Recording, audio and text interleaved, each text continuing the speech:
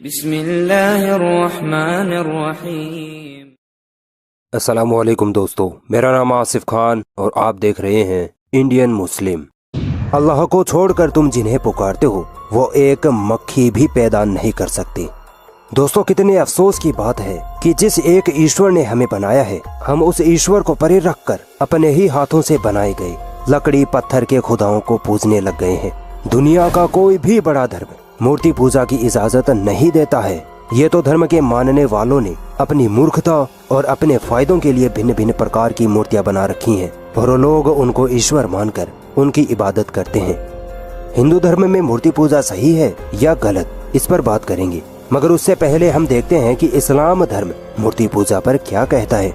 आप दुनिया की किसी भी मस्जिद में चले जाएं, आपको कहीं भी मूर्ति नहीं मिलेगी, क्योंकि इस्लाम का मूल सिद्धांत ही यही है कि अल्लाह निराकार है। अल्लाह की कोई तस्वीर, कोई मूर्ति नहीं हो सकती। अरे जो ईश्वर इंसानों की अक्ल में आ जाए, इंसान जिसकी मूर्ति बना दे, तो फिर वो ईश्वर कैसे हो सकता है। ईश्वर तो वो होता है जो इंसानों की अक्ल से भी बाहर हो। लोग कहते हैं कि मुसलमान काबा की पूजा करते हैं, ऐसा नहीं है। मुसलमान सिर्फ एक अल्लाह की इबादत करता है। काबा अल्लाह का घर है। काबा हमारे लिए एक तीर्थ स्थल है। काबा हमारे लिए नमाज के लिए एक डायरेक्शन है। मूर्ति पूजा हजारों सालों से चली आ रही है, मगर इसका मतलब ये नहीं कि जो चीज जितनी पुरानी होगी वो उतनी ही सही होगी। धर्म के बारे में जानने के लिए हमें धार्मिक किताबों को पढ़ना होगा। हिंदू धर्म की किताबें मूर्ति पूजा का सीधा विरोध करती हैं। यजुर्वेद के अध्याय 32 के सर्ग 3 में लिखा है, ना तस्य प्रतिमा अस्ति, यानी ईश्वर की कोई प्रतिमा या तस्वीर नहीं है। यजुर्वेद अध्याय 40 सर्ग 8 में लिखा है, ईश्वर का कोई शरीर नहीं है। अब जरा सोचो, जब ईश्वर की कोई तस्वीर नहीं, ईश्वर का कोई शरीर नहीं, तो ये मूर्तियां कहां से बना ली गई? किसको देखकर ये मूर्तियां बनाई गई? दोस्तों, मूर्ति पूजा का इतिहास पुराना है।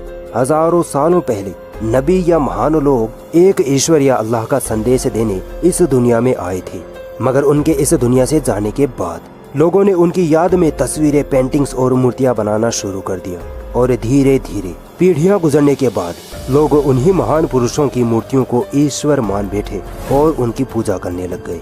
और आज हमारे सामने हालात ये हैं कि किसी भी चीज की मूर्ति बनते ही लोग आंख बंद करके उसकी इबादत करने लग जाते हैं। अफसोस की बात है कि लोग अपने धर्म की किताबें नहीं पढ़ते।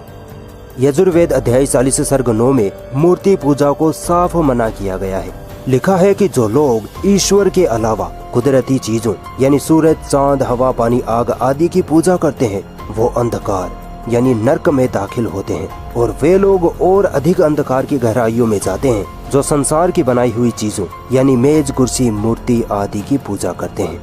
दोस्तों, वेद हिंदू धर्म में सबसे ऊंची किताब मानी जाती है।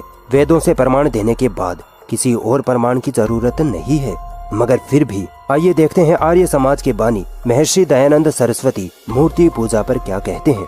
दयानंद सरस्वती कहते हैं कि मूर्ति पूजा वेदों के खिलाफ है। मूर्ति पूजा करना पाप है, जबकि वेदों में मूर्ति पूजा का अता पता ही नहीं है। दयानंद सरस्वती से सवाल किया गया कि मूर्ति पूजा करना पाप है क्या? जवाब में दयानंद सरस्वती कहते हैं कि पाप ही नहीं बल्कि बहुत बड़ा पाप है। हिंदू धर्म की किताबों के प्रमाण से साफ जाहिर होता है कि मूर्ति पूजा करना गलत है। अब जब लोगों को सही रास्ते पर आने की बात बताई जाती है तो कुछ मासूम लोग कहते हैं कि दूसरे धर्म के बारे में ऐसा मत बोलो, वो लोग बुरा मान जाएंगे। भाई, सच बात बोलने से कैसा बुरा लगना? हम लोगों को गलत चीजों से बाहर निकालने और एक ईश्वर अल्लाह की इबादत करने के लिए ही तो कह रहे हैं। बुरा तो तब लगे जब हम किसी धर्म का बिना प्रमाण के साथ मजाक उड़ाएं या उनके खुदाओं को बुरा भला कहें, मगर हम तो इन्हीं की किताबों से प्रमाण के साथ बात करते हैं।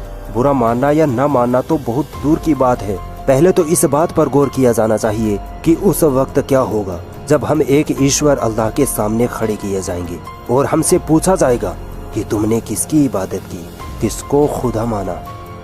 अफसोस की बात है कि आज हमारा जहन ये बन चुका है कि हम लोगों को खुश करने के लिए अपने ईश्वर को परे रख देते हैं। हमें यह लगता है कि अगर हम सच बोलेंगे तो लोग हमसे नाराज हो जाएंगे। भले ही हमारा ईश्वर हमसे नाराज हो जाए, मगर लोग नाराज नहीं होने चाहिए।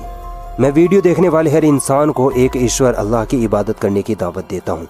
जब तक आप लोग अपनी धार्मिक किताबों को नहीं पढ़ेंगे तब तक आप अंधकार में रहेंगे।